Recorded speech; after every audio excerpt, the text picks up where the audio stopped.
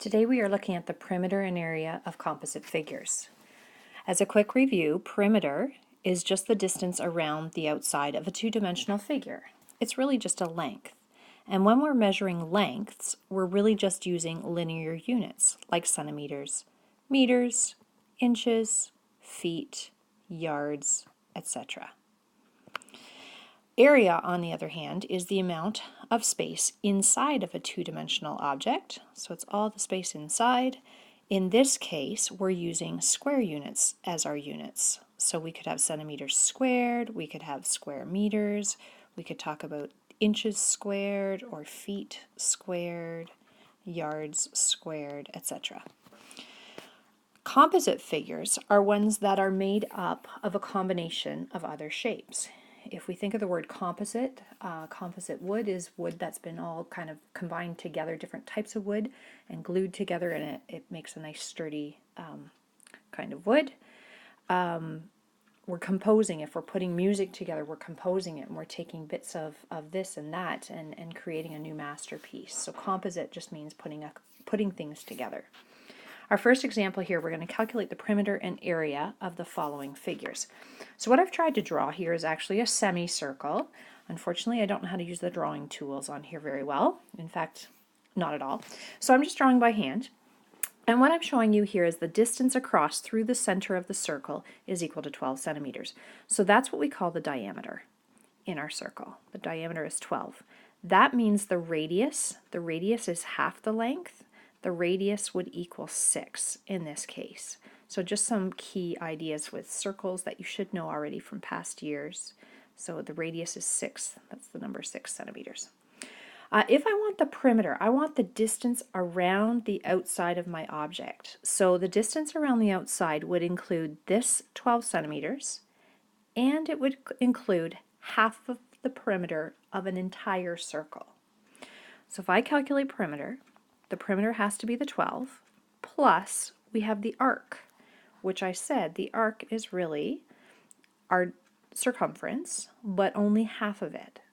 And if you look on the formula sheet, the circumference of a circle is pi times diameter, or 2 times pi times radius, but I only want half, so I'm going to divide that by 2. Okay, so in here, instead of that funny looking shape, I'm actually going to write my formula of pi times diameter divided by 2. And I can erase this now. Oops. Okay, so filling in what I know, I have my 12 as my bottom length, plus the pi times 12 divided by 2. The 12 divided by 2, I know from our rules before, 2 goes into itself once and into 12 6 times. That's really 6 times pi. And you should get comfortable using the pi button on your calculator. Make sure you're bringing your calculator so you know how to use that. On my calculator, I'm going to go 6 times my pi button, and I get 18.8495592. So that's that, plus the 12, and I get a total of about 30.8. I'm just going to take these to one decimal places. 30.8 centimeters. So just a linear unit, just the distance as if you're walking around the outside of the object. All right, now I want to find the area. I know area is the distance or the space inside, and my area formula for a circle, if we look on the formula sheet, it's pi r squared. Hopefully you know those formulas already, but in case you don't, they're there. Pi times radius squared, but we only want half, so I'm going to divide that by 2. And my radius we already figured out to be 6, so plug that in. That's going to give me 36 times pi divided by 2, or 18 times pi. Punch that into the calculator with the pi button, we get approximately equal to 56.5 to one decimal place, centimeter square, because it's square units. Okay, next example, part B. Okay, these were all supposed to be straight lines meeting at 90 degrees, so I put my little 90-degree angle symbols in here. If I want the distance around the outside, I'm really tracing all the way around the outside. So I'm going to have 16 plus 15 plus 23, plus 23 plus 8. Uh-oh, I don't know this, but I can figure this out.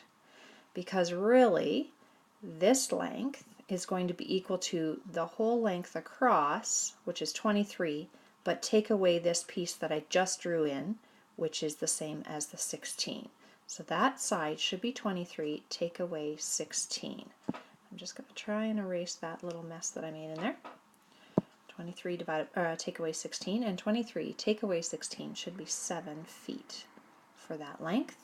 My diagrams are never to scale, so don't try measuring them with your ruler. It's not going to work out for you. This other missing length should be, if I go this way, I should have 15 all the way across, but I'm going to take the 8 away because that's worth 8. So 15, take away 8, that one makes that 7 feet as well. By chance, it's not that they will always be equal to each other, it's just by chance my numbers worked out to be the same.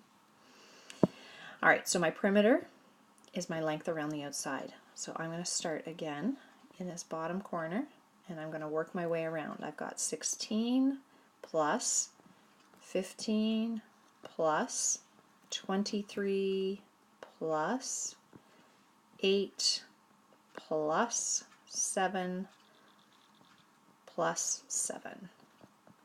And when you add those up on your calculator, provided I haven't made a mistake, I think we get 76 feet for that. So even though this looks like two rectangles, you don't want to find the perimeter of one rectangle here and find the perimeter of your second rectangle, because you're going to be adding this extra amount in here, which is not part of the outside at all. So don't put that in. You can't use the actual rectangle formula for the perimeter on this. And that's what makes our composite shapes just a little bit more tricky. Okay, area. Now for area, I want all the space inside, so I could find the area of this first part. I'm going to call that A1. And so A1 would be length times width, area of a rectangle. I do want all the space inside, so I do need to count that extra piece. We're going to have a 15 times 16. And 15 times 16, if we put that into the calculator, I think we get 240 feet squared. Okay, and now I'm going to calculate A2. A2 is going to be this rectangular area. So A2 is still length times width. Our length could be 8, our width could be 7. 8 times 7 is a 56 feet squared. So then when we go to calculate our total area, I really want to take, I've got A subscript T, T for total. I'm going to take my area 1 and add my area 2. So we've got 240 and we're adding 56, and that's going to give me 296 feet squared. So our total area for that shape should be 296 feet squared. Example C. This is a parallelogram. This one can be taken right from the formula sheet. We know that the perimeter would be 2 times, should be equal to 2 times your base, or the length on the bottom, plus your 2 times your side here. And I'm going to make that the letter A. That's not supposed to look like a 9, it's supposed to look like the letter A. 2 times A. I can't remember what the formula sheet actually says. I don't have it in front of me. So that's going to be 2 times 22 plus 2 times O. I don't have that side length, but I do know that the height of the parallelogram is 12 and this distance at the bottom here was 5, so I could use my Pythagorean theorem and solve for that side length.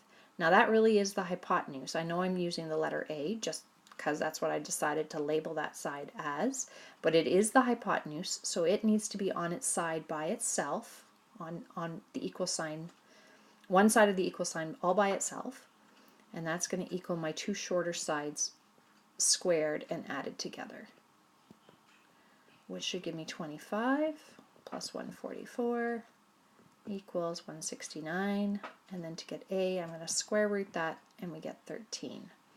Okay, so that's going to be 2 times 13. I'm going to get a 44 plus 26 equals 4 and 2 would be 6, but add one more. I believe that should equal 70 centimeters. Okay, the area of that parallelogram is base times height, and the base is 22. The height is the 12. The height always meets the base at a 90-degree angle, so it's the same as this length here. They're the same. Okay, so that height is 12, And 22 times 12 is 264. So that's going to equal 264 centimeters squared. Okay, sometimes instead of adding things together, it makes more sense to subtract parts. And what I tried to draw here was a rectangle, but then with a semicircle cut out of the top of it. Now if I think perimeter is my distance around the outside, so I have my 16 plus 8 plus 16 plus half of the circumference of a circle. Okay, so we have a 16 plus an 8 plus a 16 plus half of the circumference of a circle. The circumference of a circle is pi times diameter, but I want half of it, so I have to cut it in half or divide by 2.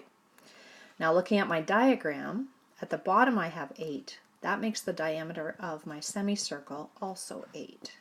So 16 and 16 is 32. 32 plus 8 should be 40. So I just added these three together to get the 40. And then plus pi times 8 divided by 2, which will be just 8 divided by 2 is 4, so it'll be 4 times pi. 4 times pi, I got 12.5663761.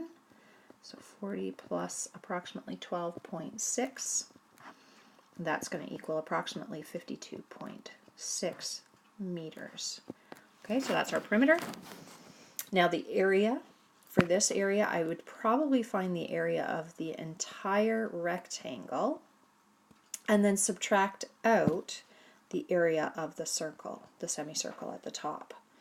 All right, so if I do the area of the rectangle, that's going to be length times width, and the area of the length, we've got 16 times the width is 8, and if I do 16 times 8, we get 128 meters squared. Now that includes the semicircle on the top, so now I'm going to do the area of the semicircle, which would be pi r squared for a full circle, but I'm going to cut that in half, so divide by 2. We're going to have pi times, radius. The diameter was 8, so d equals 8 meters. So that makes our radius half of that, which is 4 meters. So when I punch this in here, I want to have 4 squared, and 4 squared will be 16. So pi times 16 divided by 2. So 16 divided by 2, that's going to be 8 times pi when I reduce. So I get a 25.13, so about 25.1 meters squared. So our total area, our area total, would actually equal the area of the rectangle minus the area of the semicircle, which is 128 minus 25.1. Let me just check this out. That's going to give me 102.9 meters squared. Okay, one last slide.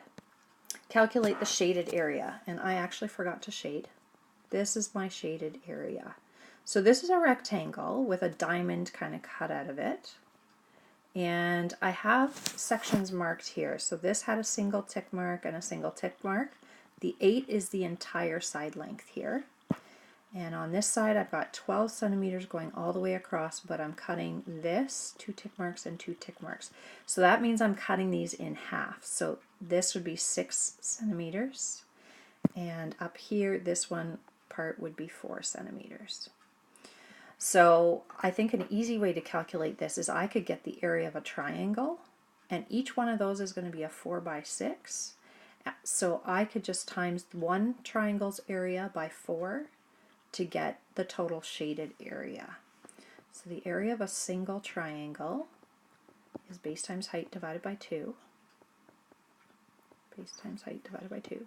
Our base is going to be 6. Our height could be 4, and divide by 2. So that's going to be 24 divided by 2 is 12 centimeters squared. But our total area would be 4 times the area of one triangle, or 4 times 12, which should be 48 centimeters squared. And hopefully that makes sense.